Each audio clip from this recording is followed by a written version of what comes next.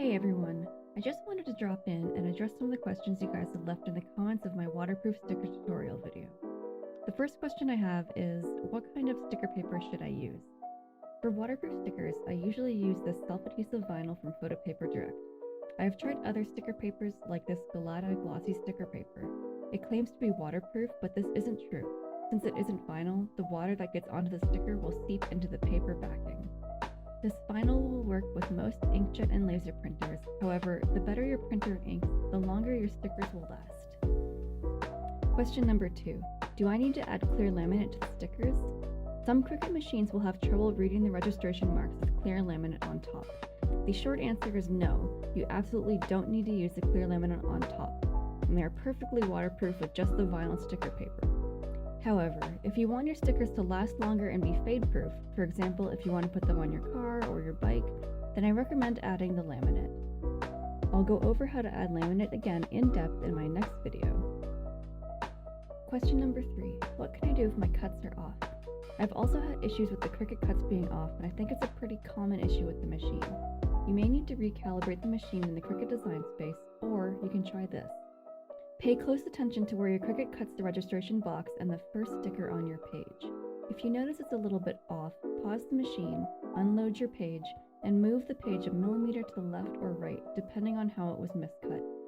I usually need to move my page a little bit to the left of my alignment box. After I move it, the cuts are very close to perfect. And if you're still having trouble, you can always contact Cricut customer support. Just note, they might not be able to help you with this exact issue, as the full page method isn't exactly the way they want you to use the machine. Question 4. What printer do you use? For my previous tutorial, I used my Canon Pixma Pro 100 to print my stickers. This is considered a high-end printer and does a really amazing job with the inks and colors. You can see here on this raccoon sticker that it does a much better job with the shininess of the vinyl paper than the mushroom sticker I printed with my Canon laser printer. I would consider my laser printer to be about mid-range price.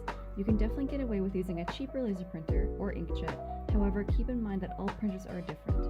If you use the same vinyl paper as me and your stickers aren't waterproof or something is wrong with the way it looks or it smudges, that's definitely a printer issue. You may need to go into your printer settings and play around with things in order to get the best results.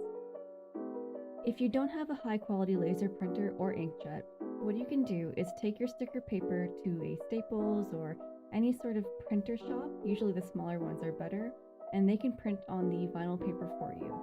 This way, it's usually not that expensive. Both my inkjet and laser printed stickers are fully waterproof as seen in this test here. The raccoon sticker has been coated with laminate as seen in my previous video. Lastly, I wanted to add that I've started a Patreon where I'll be giving my stickers and prints away to my patrons. The stickers you see in this video won't be sold anywhere else and are exclusive to my patrons. I'll be adding new stickers every month along with new art prints and downloadable coloring pages.